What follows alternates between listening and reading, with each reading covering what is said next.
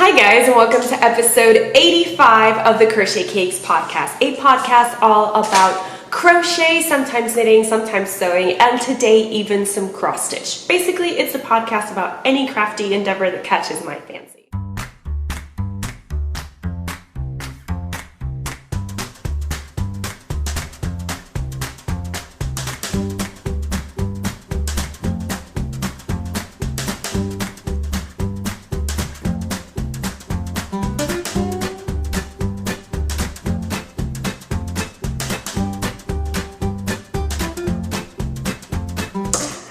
Guys, how are you doing? How have you been for these past 2 weeks? As you saw in my little intro, I've just, been pretty much baking all the things. I restarted my sourdough because I found some dehydrated sourdough that my sister had sent me a year ago.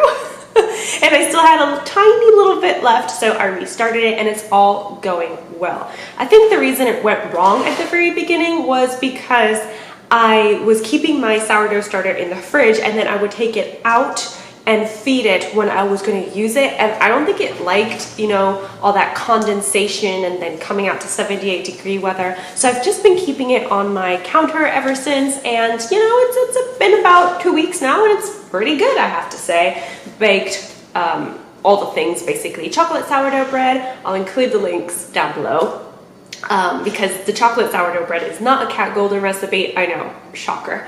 And then I made sourdough cinnamon rolls and sourdough bread, just normal. Okay, I actually have a lot of stuff to talk to you guys about this week because there were a lot of things in the previous podcast that I just kept out because I had already been talking for 45 minutes and I thought that was more than enough of Clarissa voice. So we will just be moving swiftly on after a couple of little announcements. Numero uno, the Summer Romance Cal is reaching its end, guys. On the 1st of August, the Summer Romance Cal will end and I will be closing the chatter thread and I will be picking out a winner. And I'm just really excited.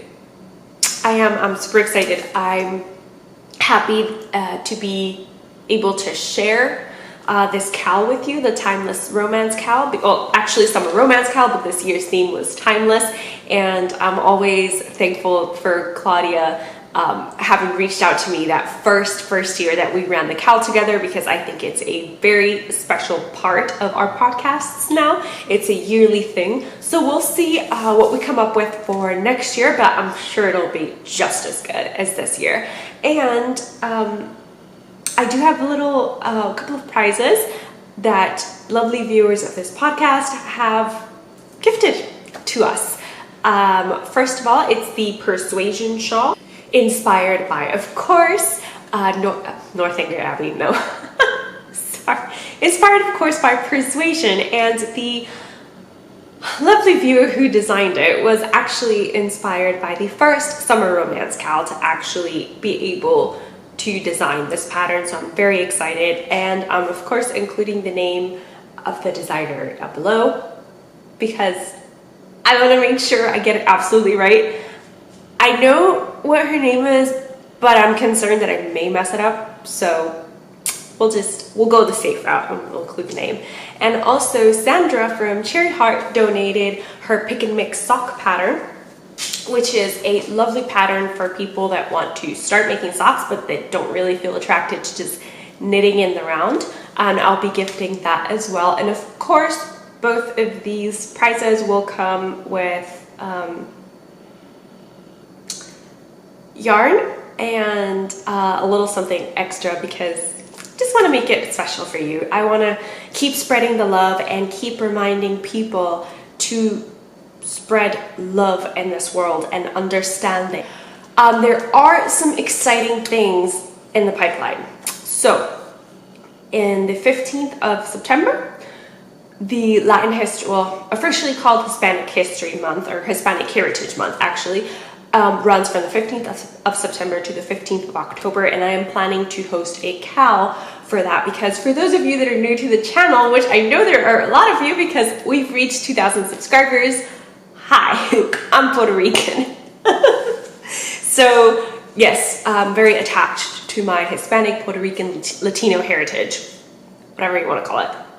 I call it Puerto Rican heritage, but of course, this is not just going to be Puerto Rican History Month. This is going to be Latin History Month, just celebrating makers, dyers, and pattern designers that are from the Americas.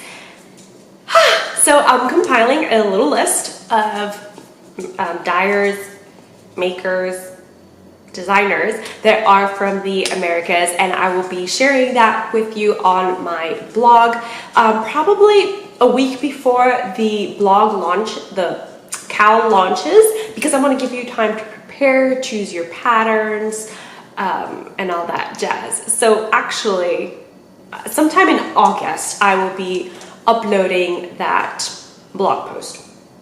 I know, I'm a bit all over the place. It's like I haven't had any podcast notes, but no, wait, I did.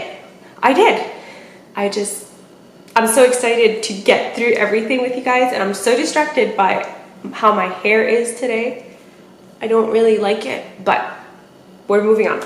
So yes, that's one thing. And another thing is that I'm working on some secret squirrel stuff with fellow podcaster and designer friends. That more on that later, when I've actually asked for permission to see if I can share it with you guys, but it's gonna be great, it's exciting, and I can't not wait to share it with you guys. Okay, so what other things have I been up to? Because I think we've been talking for like 7-10 minutes, and I have yet to share some crafty content with you guys. So first up, I am wearing a pattern design that is still not out yet. This is my kimono, summer kimono, and I'm super, super excited about it. One moment.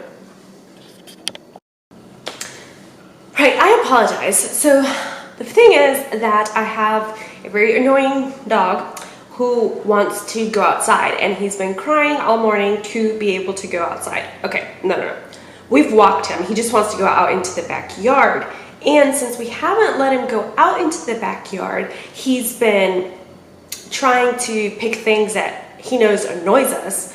And yeah, anyway, we can't let him outside because my husband spreaded some weed killer and some fire ant stuff, and he can't go outside into our backyard for 2 days, and he's not happy at all. And he's letting us know at every available opportunity by being a very naughty, annoying person. Right, so I believe I was telling you about the lovely kimono, summer kimono I'm wearing. It's a cardigan, a kimono style cardigan, so I'm calling it summer kimono. This pattern will come out in August, which is really, really close because today's the 26th of July. Yeah, August is almost upon us. It's crazy. And we've already started having storms. I'm not looking forward to this hurricane season at all. But before I get any further distracted, I'm gonna stand up to give you just a tiny bit closer look. If you're interested in a little bit more detail about the summer kimono, then please refer to the previous podcast, which I will link here in these little card dots somewhere. Just feel free to click there and you'll see my wardrobe change as well.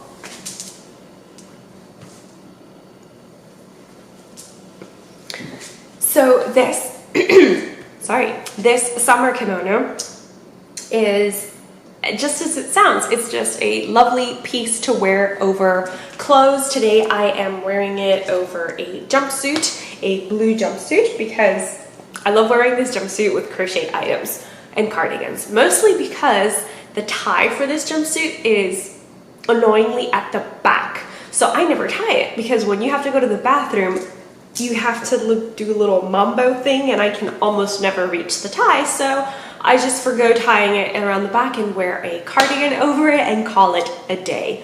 And also, it looks great with cardigans. If you've never worn jumpsuits, give them a try. I always spoke bad about them, and then I wore them, and they're so comfortable. Right.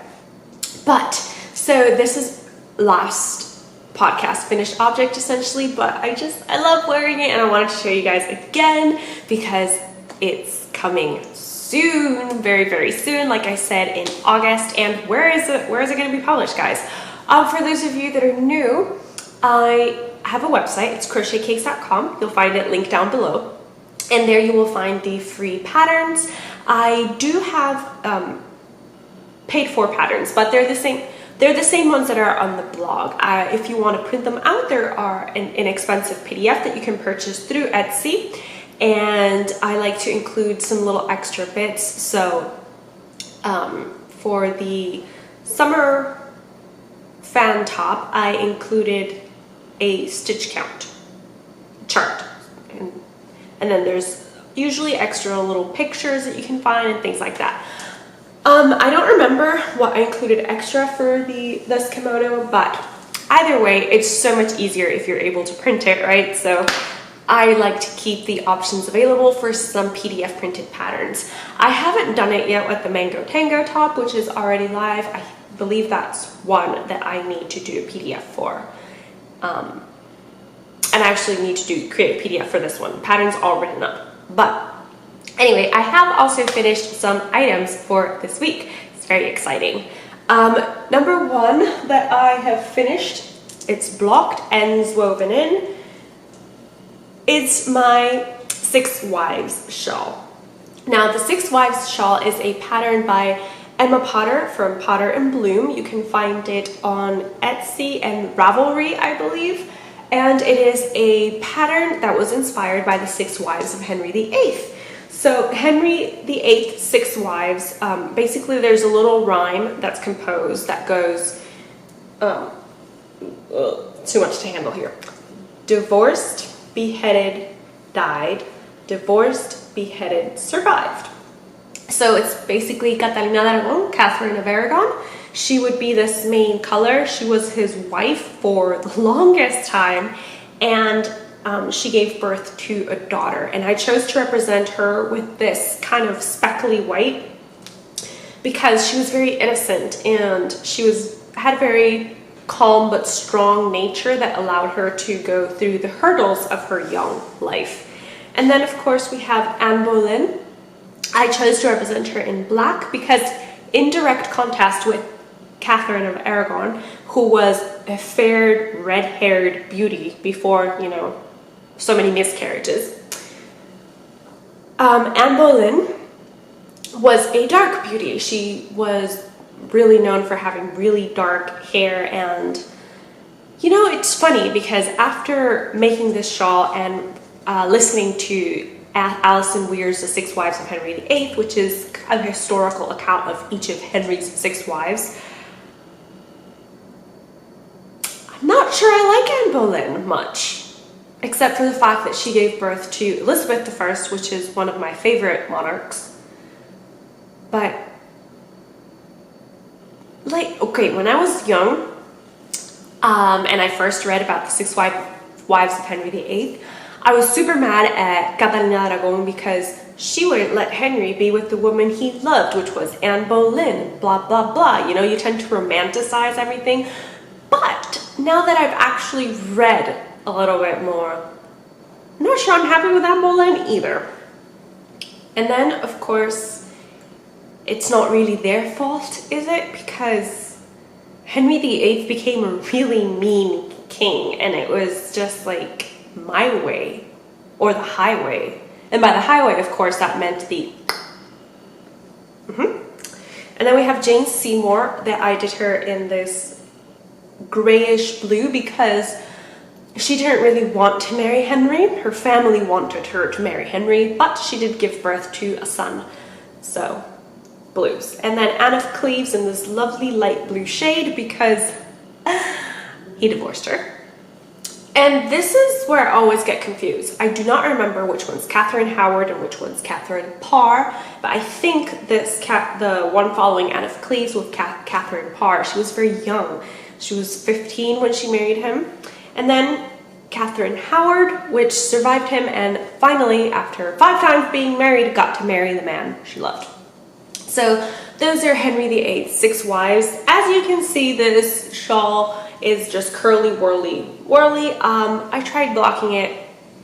I'm horrible at blocking. I cannot block in a straight line. It's usually why I go for steaming. But this was just not reacting well to anything, so I'm going to ship that over to my mom, who will block it for me and then send it to my sister, because this will be a gift for my sister for Christmas. It's okay to say it, she doesn't watch this podcast. And speaking of gifts for my sister, the other finished object I have is also a gift for my sister. I'm so nice. No, not really. This has been on my needles for 3 years. I kid you not, guys. It has been on my needles for 3 years, and it's a pair of socks. It's a pair of Hermione's everyday socks knit in some type of regia yarn. That's all I remember, because I've, in 3 years, lost the ball band. So what does 3 years mean when you knit? It means that you go from sock A, which looks very slim if you're watching, you know, and all these stitches are very, very tight and angrily made, to sock B, which is a lot wider in comparison, and it just doesn't look as attractive as sock A. Well, there we go. Sock A I'm holding on my right hand, and sock B I'm holding on my left hand, and sock B doesn't look as attractive as sock A. Why? Because my gauge has completely changed and shifted. It's a lot looser now than it used to be, so I'm thinking I'm going to have to start making my socks, instead of 64 stitches for me, I'm gonna have to start going to 56 or make them in DPNs, which makes me want to cry. I can't handle DPNs well. So you can kind of see the baggy look of sock B. It's just a little bit baggier around here versus sock A, which just fits like a glove. And I compare it, when I wore them, you know, side by side, sock A felt like a compression sock, and sock B just felt like this flippity floppity socky thing. So I'm not gonna block sock B. I will block sock A just to try and get it a little looser instead of a compression type sock. But I am now 100% sure that next socks I make have to be 56 stitch count,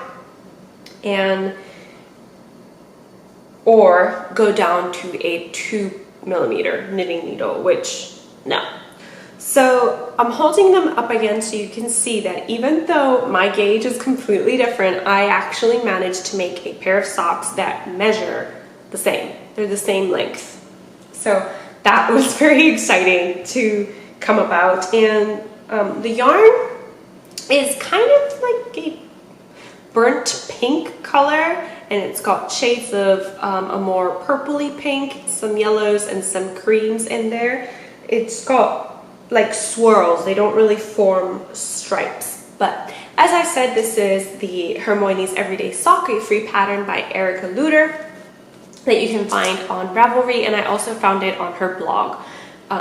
So those are options. Of course, I'll include the links to everything I'm talking about down below, so you can just have a better idea of what's going on. So I have another semi-finished, not really finished conundrum object, okay? And it's the second summer fan top that I was crocheting. I was making this summer fan top for my mom, and I was making it out of Daisy yarn by Knit One Crochet Two. Daisy yarn is 272 yards, kind of sport way-ish yarn, and it is a mix of linen, silk, and hemp. So it is 38% linen, 32% silk, and 30% hemp. Okay, and you can buy it online. Or originally I had gotten this as part of my Knit Crate subscription box, which, if you don't know, Knit Crate is a monthly subscription box that gives you amazing yarn right at your doorstep.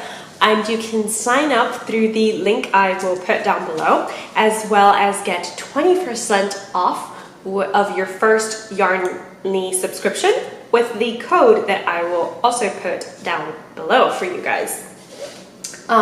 If you don't know, I'm a Knit Crate ambassador. Doesn't mean anything other than if you sign up using my link, I get a little discount. No, discount, what am I saying? I get a little bit of commission, like 50 cents, something like that. It depends. Doesn't matter. The point is, saying you're an ambassador sounds a lot fancier and makes it sound much more legitimate of a podcast. Anyway, ignore my ramblings. We're back to the summer fan top. So the summer fan top, for those of you who have never tuned in before or who don't remember, because a lot of things go on in our lives. We don't have to remember every single thing. The summer fan top was a design that I released at the beginning of May or the end of April. The end of April. I released it on the end of April. And it was just a lovely, easy design, T-shaped shirt made with a cotton cashmere blend that I purchased directly from Amazon, which I actually loved that yarn. And it comes in packs of 5. To make the size small, I used used 4 balls, which is 200 grams because they come in 50-gram balls. But I could have actually used 5 if I would have liked to just make a couple of changes here and there. Right, so I had 2 approximately 100 gram hanks of the silver colorway in this daisy yarn and 2 of the patina colorway of this daisy yarn. So the patina colorway is exactly as it sounds. It's what happens when you expose copper to oxygen, I believe. You get this lovely blue sheen. And the silver is just silver, and it looks actually very silver because the silk makes it super shiny. So those are the 2 colors I chose.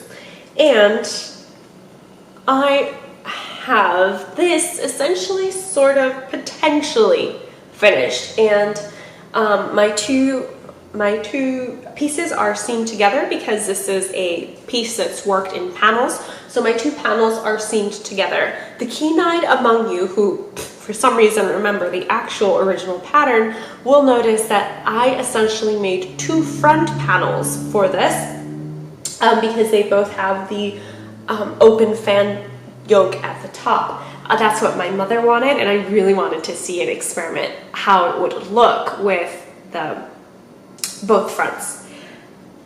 Okay, so that's basically where the similarities end. I did the same number of rows for the body, the same number of rows called for the yoke, and I also did the sleeves shaping that's called for in the pattern.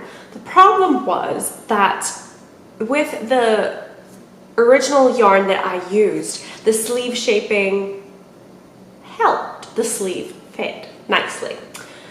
With this yarn, having made 2 fronts as well, the sleeve shaping did nothing to help the sleeve fit. It was very tight, and I had already blocked it, so I knew it probably wasn't going to block anymore.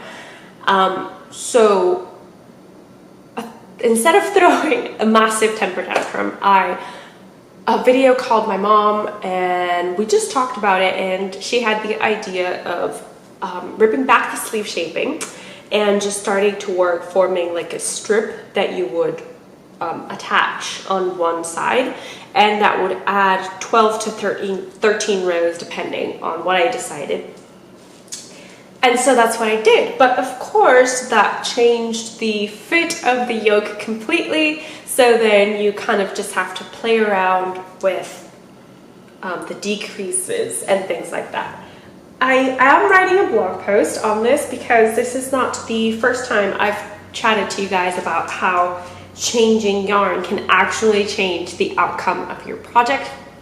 I referenced this in my Socks Remade blog post, which was a blog post where I discussed what changing from an indie dyed fingering weight yarn to a commercially dyed fingering weight yarn, how it produced a different finished object. Well, the finished object was the same, but you have to make adjustments in order for the finished object to be the same. So I'm happy to discuss that with you. And you know, it's kind of like my own fault. I should have foreseen this because cotton cashmere is a lot softer than linen, hemp, and silk.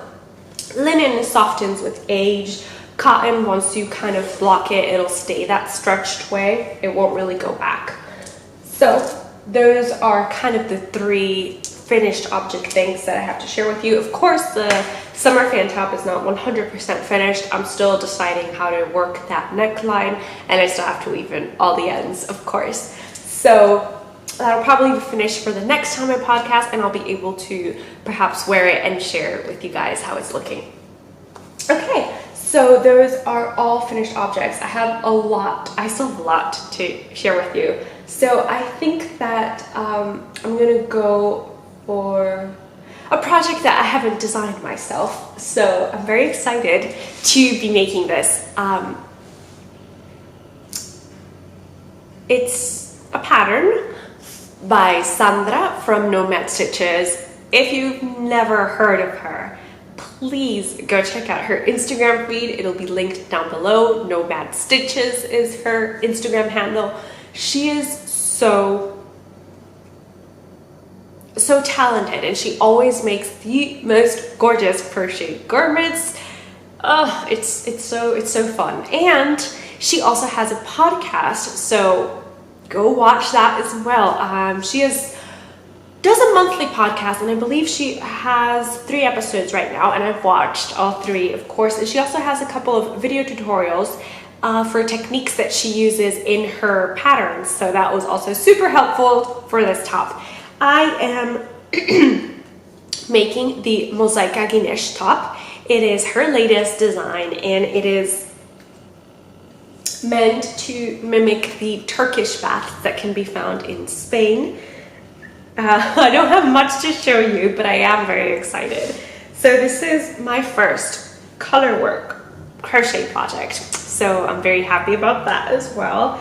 And it is in Mosaic crochet. That's the technique we're using here. I only have, I don't know, 6 rows done right now. So I'm holding it up so you guys can sort of see. I only have 6 rows done right now.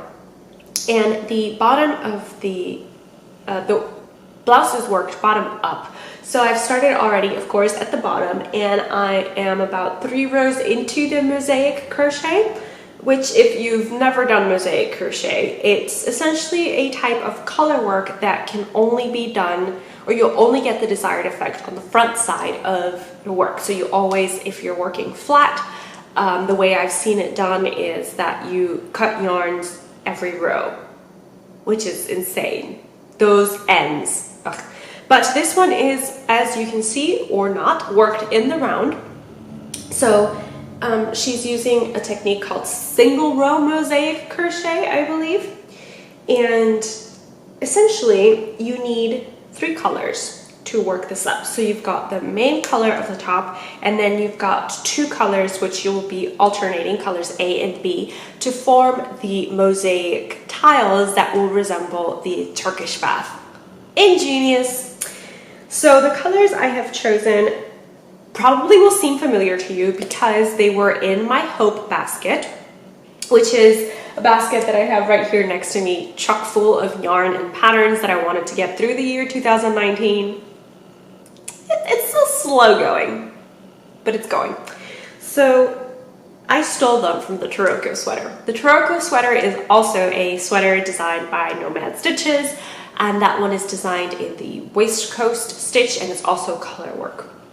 So it was going to be, I thought, too heavy for Florida because heat, guys, heat, and chunky crochet garments don't mix. Even though the Taroko sweater doesn't appear to be chunky because it's done in fingering weight yarn, but it's still a bit too thick for Florida because of the way you work the waistcoat stitch and you carry your yarns around. Okay, we're talking about the Mosaic Ganesh top. So I chose this color.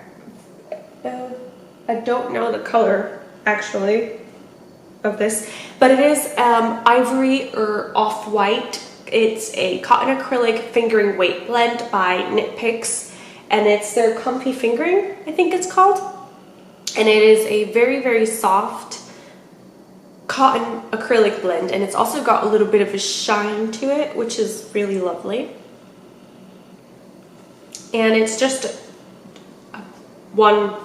it's not tonal or semi-tonal, it's a solid color in that off-white. And then I've got, to form my tiles, I've got this hank of yarn that's so fall oriented, it's making me super happy. It's a BFL silk blend that I got when I first moved to Florida, and I went to a Black Sheep something in Orlando, and they were having a yarn crawl, and I got this yarn. It is the Orange County something. I don't have the ball band for this either, but it's I would say it's a variegated hank. The colors are a bit of a minty green with a gray green. You've got teals, you've got bronzy browns, oranges, and some golds. So it's very, very variegated. And then I decided to pair it with a yarn that I had received about 3 years ago when I first went to Scotland by myself to EYF. Catherine of Crafting Retreats and I drove down to London, or rode the train down to London, and met up with Emma of Potter and Bloom, and Emma gifted me this lovely gold yarn. It's a solid colored yarn, and it's, like I said, it's gold. It's from Coop Knits, so it's 75/25 fingering weight, and those are the colors I'm essentially using for my top. The main color, as I said, is the off-white, and then the tiles will be done in the autumny blues and golds, and then the background of the tile will be done in the actual gold color. I really hope I haven't tangled my yarns. But anyway, this is a very it's a challenge for me. I've never done a mosaic crochet anything before, so I'm very excited to be working on this, and it is something that I have to really pay attention to what I'm doing, because it's a new technique that I'm learning and I'm trying to wrap my head around it. So far it's been really fun, and I do about 1 or 2 rows a night, so that's why I only have 6 rows. But it's okay, it's a project for me. It doesn't have a deadline, except that I want to wear it. That's the only deadline. So you will be seeing plenty of this Mosaic Gaginish top. I really just want to work on it now. Can I stop recording and then just work on this? No, I won't do that to you guys. So the other thing I'm working, not designed by me, is a test crochet. Lovely crocheter approached me sent me a private message on Instagram and asked me if I'd be willing to test crochet her newest garment design. She had approached me before asking about my design process and how I test, and do I pay a tech editor and all that stuff. And I, of course, gave her the longest explanation ever to say that no, I didn't really have testers, but I probably should. So she sent me the pattern. It's called the Little Teeth top. It is a top-down cropped sweater style shirt, and I am testing the size medium. Had I threw a proper temper tantrum over this project. Not because of the pattern itself, but because I had to purchase yarn for this test because it was done in DK weight, and I do not have DK weight in my stash. I honestly don't. I have fingering weight, lots of fingering weight, and I have worsted weight. That's it. So I had to go out and purchase yarn, and I went to yarn.com and I purchased the loveliest cotton acrylic blend, and it is Hayfield Sundance double knitting. This is a very thin double knitting because in 100 grams you get 350 yards approximately.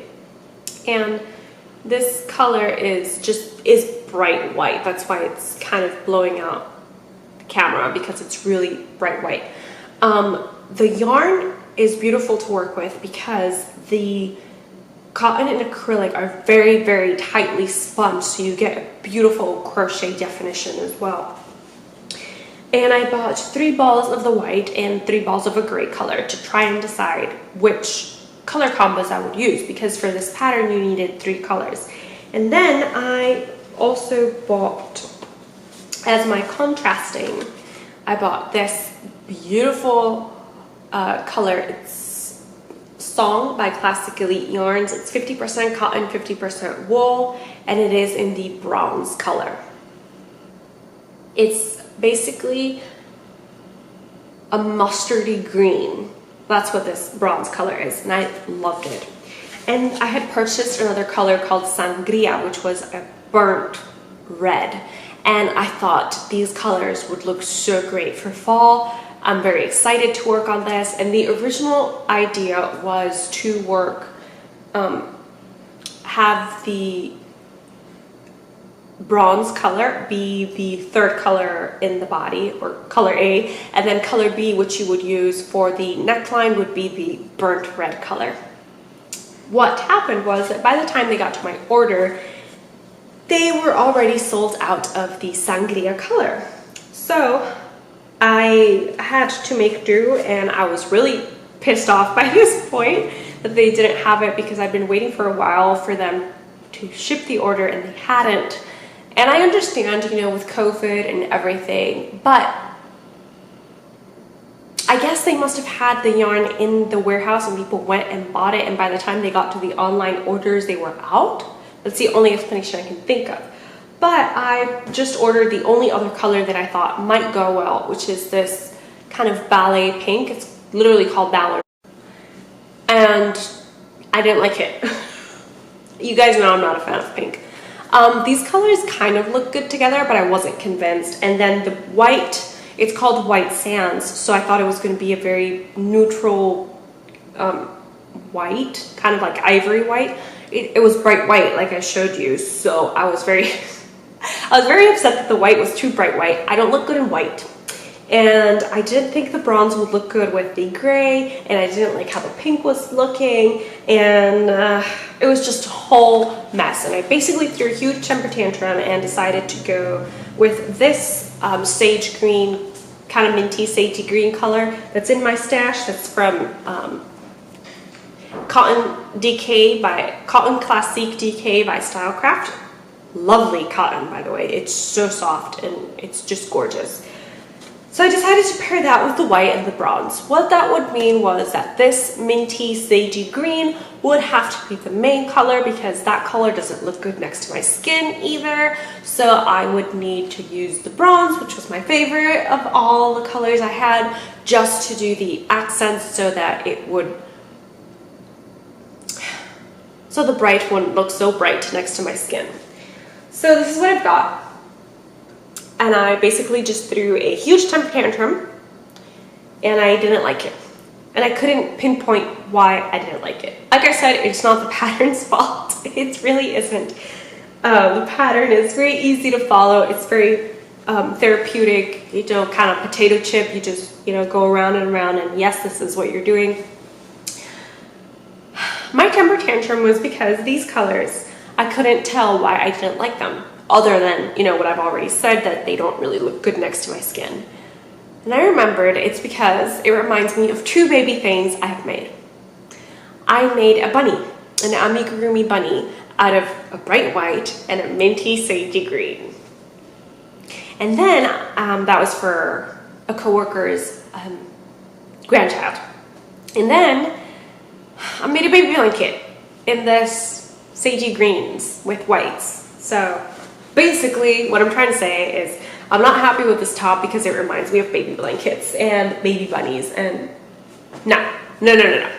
But I have to get through it because I did promise it's a test crochet, and the pattern really is very easy, and I like just sitting in front of the TV, binge watching The Mandalorian and crocheting on this top. It's perfect for that. So I feel like I'm doing the pattern a disservice by choosing yarns that I'm not really happy with, but like I said, I don't have a lot of options because DK weight is not something I have in my stash. So I'm kind of stuck with that. we're going to move on to some greener pastures, which kind of also delves into acquisitions because it's living in this lovely bag that is made by Vivian, who is Pearl and Plum. And for those of you who don't know, Vivian and her daughter Allison host a bi-weekly podcast, actual podcast. They also have a video version on YouTube, but it's Keep Calm and Carry Yarn. And she, in the last episode they had, mentioned that she'd made this bag, and hello, it was gorgeous, had to get it. And it's the perfect tote bag size, and it's nice and sturdy, and it's linen. I love it. So what is inside here?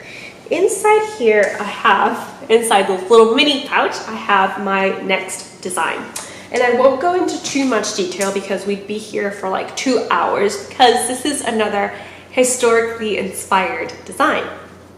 The kimono I'm wearing, I actually did research to find out when this kimono that we know today actually came about, how it was cut, to see if I could replicate some part of it in crochet. I wanted to basically make the crochet version of a sewn kimono. Cardigan, guys, because obviously this is not a real kimono. Anyway, so this one is inspired by ancient Egypt. And I am using a lovely gift that was sent to me by Anna from Stitchcraft and Wizardry. She has the Stitchcraft and Wizardry Instagram, a shop, and a podcast that she co-hosts with her husband Mike, and they're hilarious. There's no other way to describe them. They're hilarious. And that woman,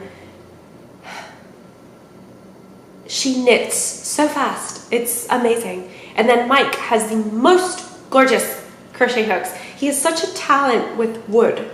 It's the woodworking and the carving, and it's all beautiful. I have 2 of their hooks I've purchased. I found my Star Wars hook. I had hidden it so well I did not know where it was, but now I found it. I don't know if I ever mentioned that, but moot point, I found it. Anyway, so she sent me this yarn, which many of you awesomely knew that it was Sully from Monsters Inc. So I'm very excited about that. And they're actually perfect Monsters Inc. colors, because it's got that tea, kind of like aqua turquoisey blue with little bits of darker blues and lighter purples to represent his spots. So it's very accurate of Sully from Monsters Inc. And she had dyed this in her 100% fingering weight cotton base that she no longer stocks, because I didn't know this, you need different dyes for wool and cotton. So yeah, she no longer has the cotton, but she sent me the last of it. So I'm very, very, very thankful for her. And this is going to be my first version of an ancient Egyptian inspired design. And I'm working it bottom up, as you can see, because some surviving tunics that were made by the Egyptians are sewn in 3 pieces. So you have the bottom, and then the 2 yoke areas are connected in some way to represent a V. So I think it's very historically inspired to work bottom up for this design. Now, it is not 100% historically inspired, at least this trial version of it is not, because the Egyptians, of course, wore linen, not cotton. But, you know, I'm trying it out, and I love the yarn, and I wanted it to be part of something special, so special it is. I've also ordered yarn to make the final design piece. And this is, I ordered it from Premier Yarns, and this is a 68% linen, 32% cotton blend. And I ordered it in the color Mineral because it reminds me a bit of the Nile. And just 1 hank of the color Oyster, because if you know Egyptians, if you see the hieroglyphics or any of the paintings, they usually had collars on. So yeah, that's what I'm going to try to imitate here. And I'm also probably going to add to the linen cotton version this 100% pure linen, beautiful earthy teal that Yael from Yael and the Bags she gifted me when we met in Edinburgh 2 years ago now. I was originally going to pair it with the 100% fingering weight from Stitchcraft and Wizardry because I loved this combo. But the linen wasn't playing well. So instead, I am going to use some of the comfy fingering to pair it up. And of course, I'll keep you updated because, as I said, this is just a mock-up trial. Boy, that's heavy. Okay, so that is all my crochet. That really is all my crochet. I am going to be doing some knitting because I gotta share some acquisitions with you guys. But first and foremost, let me share with you the cross stitch that I promised at the beginning of this video.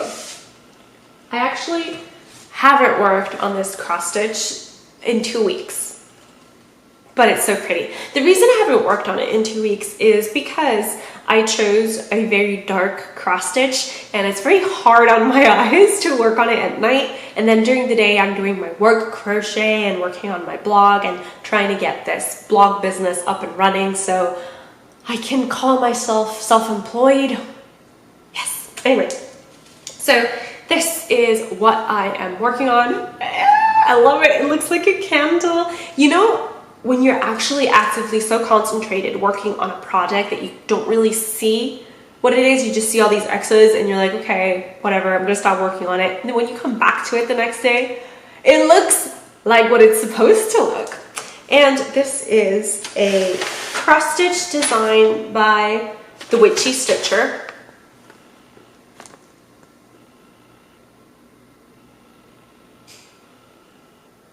I bought her pattern on Etsy and it's inspired by Hocus Pocus. It's lit. Okay, so I'm very excited about it. I love working on it. This is meant to be a gift for a friend who always says that things, if he finds them awesome or whatever, he says, it's lit, it's lit. So I thought that would be really, really funny to share with him.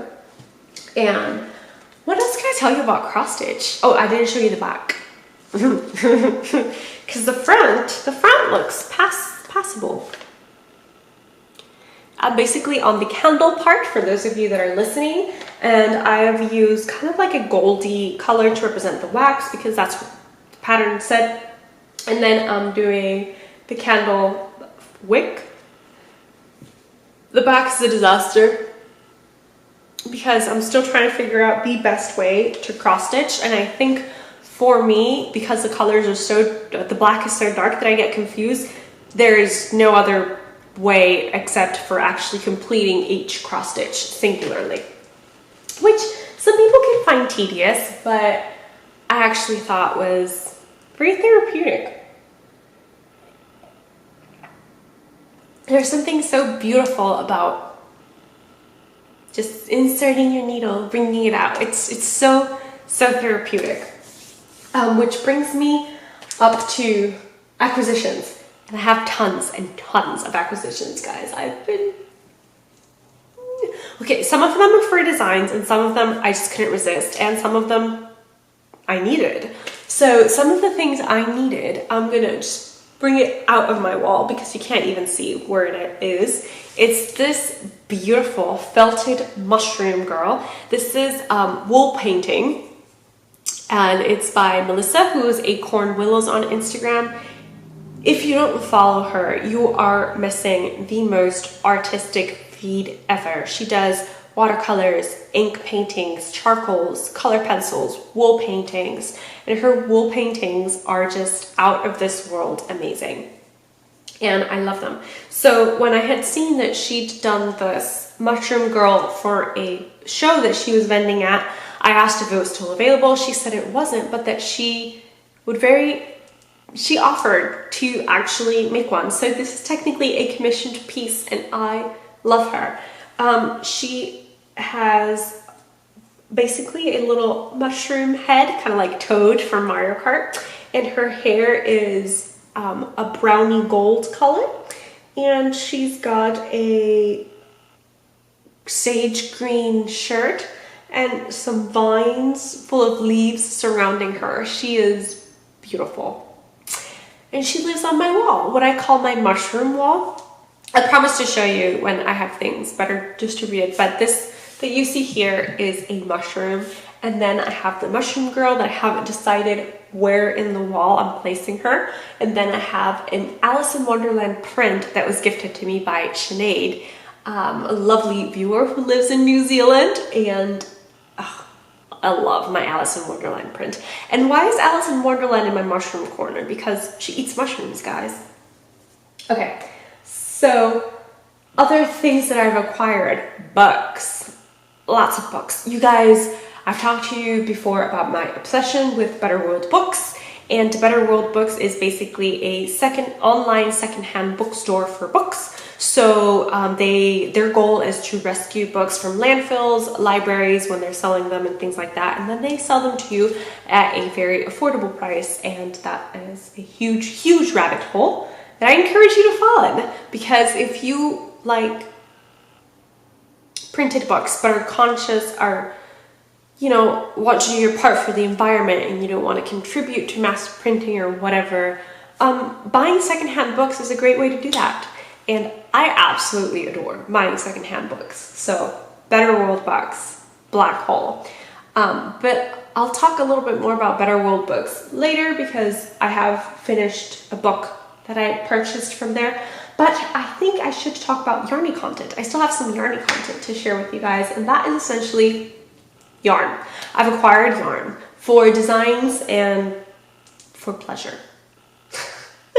So, of course, I already told you about the hayfield, which I'm using for my test crochet. I told you I bought 3 balls of white, 3 balls of gray. With the gray, I'm going to be attempting a crochet Edwardian skirt. I know, it kind of sounds super, super out there, but it won't be long. It'll be knee length, I think. And I don't know. I'm still playing around in my head with how this whole thing would happen. Anyway, so with that yarn.com order, sorry, I have to go off screen. With that yarn.com order, I also purchased some yarn to make a sweater for my husband. So last year for Christmas, I made my husband a crochet sweater. And it was just black Lion Brand raglan sweater.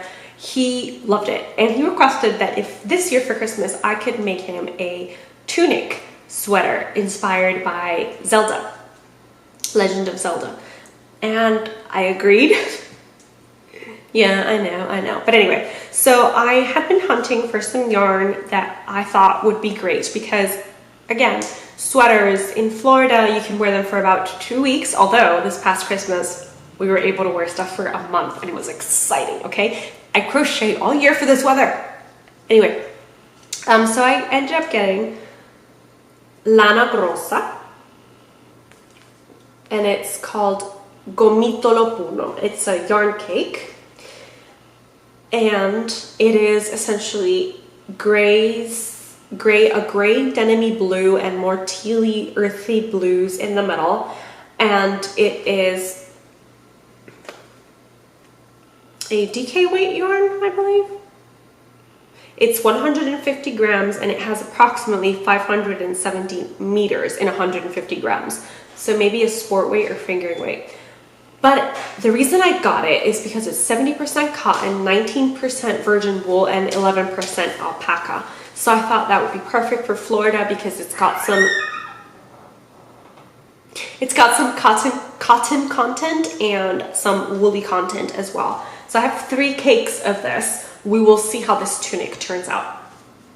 And the other bit of yarny acquisition that I got was for a sock swap. So for those of you who remember what I talked about in the previous podcast, I had finished my socks for the second sock syndrome swap that was hosted by Stitchcraft and Wizardry, and it was basically a swap where you got a partner and you both made one sock, not a pair, just one sock, and you would ship it to that person with the yarn and they would ship whatever they made to you. So you would just feel like you were making one sock because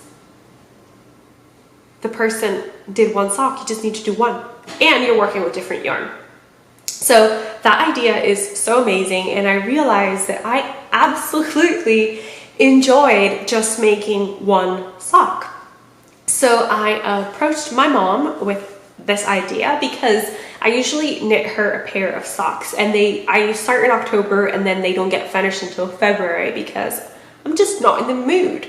But I told her, what if we knit each other a sock? And then for Christmas, we will gift each other the finished knit sock and the yarn that's left over to make another sock. Brilliant. So we're essentially doing a second sock swap, syndrome swap between ourselves, and I'm very excited. But of course, since it's Christmas, it had to be Christmas yarn. And I had 2 Christmas yarns in my stash. But then I received an email from Mustache Yarns. And for those of you who are not familiar, Mustache Yarns specializes in self-striping yarns.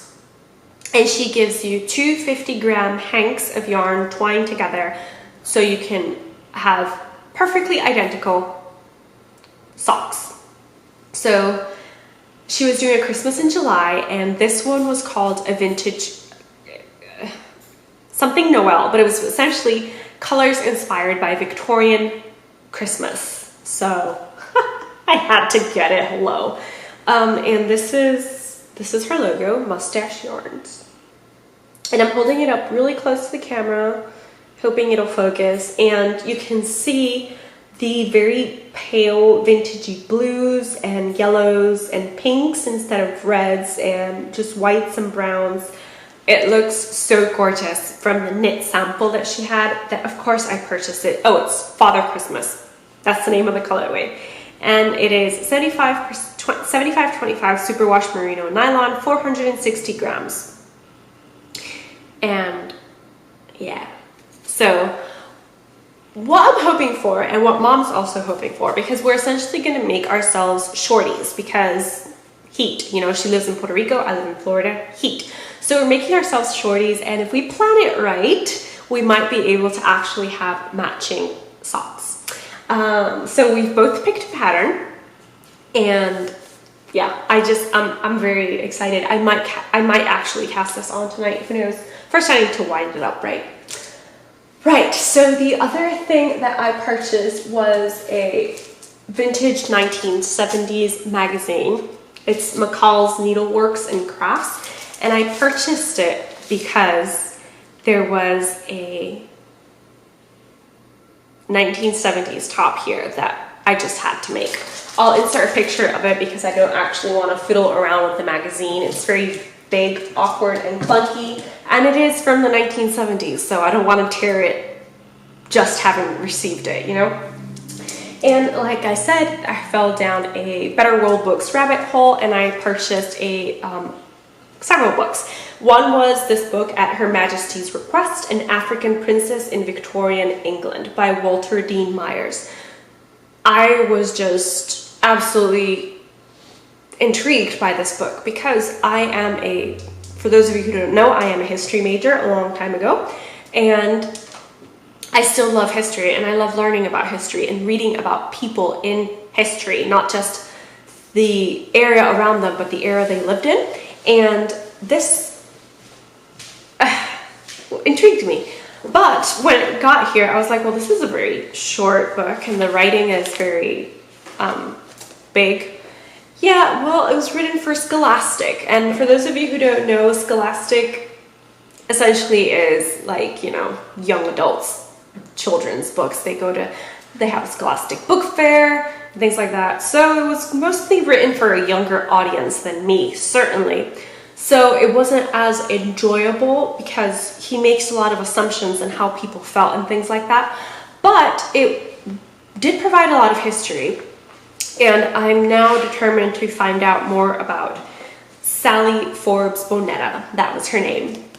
She was actually an African princess that was rescued and gifted to Queen Victoria by a African king.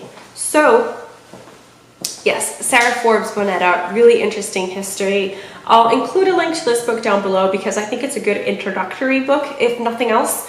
But it does include letters and from Queen Victoria's diaries and letters that Sarah Forbes Bonetta actually wrote. So interesting read, and I highly recommend.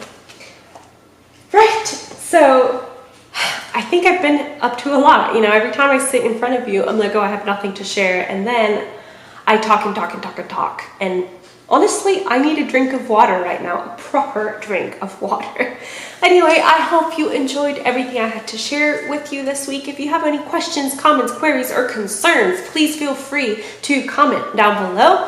And of course, you can message me on Instagram. You can message me on Ravelry if Ravelry is still good and kind to you. And you can, of course, contact me via my website, and it goes directly to my email, so I can reply to you and to any questions, comments, queries, or concerns that you may have. So thank you so much for sticking around in this very, very extra long episode and sharing all this crafty content with me. Thank you, and happy crafting. Bye.